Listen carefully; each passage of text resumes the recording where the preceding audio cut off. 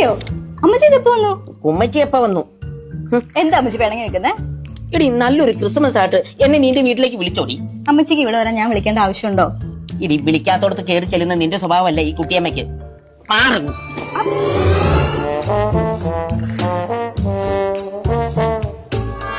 അമ്മച്ചി വാ കഴിക്കാം. എനിക്ക് തിന്നാനുള്ളൊക്കെ ഞാൻ കൊണ്ടുവന്നിട്ടുണ്ട്. സൂപ്പർ ബീഫ് കറി ഉണ്ട്. എനിക്കും വേണ്ട നിന്റെ ബീഫ്. വേണ്ടെങ്കിൽ വേണ്ട, നമുക്ക് കഴിക്കാം. ബീഫ് തിന്നാത്ത പോലെ. അമ്മച്ചി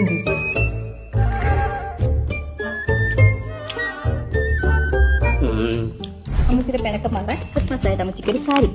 ഞാൻ ഈ സാരി ഉടുക്കില്ല.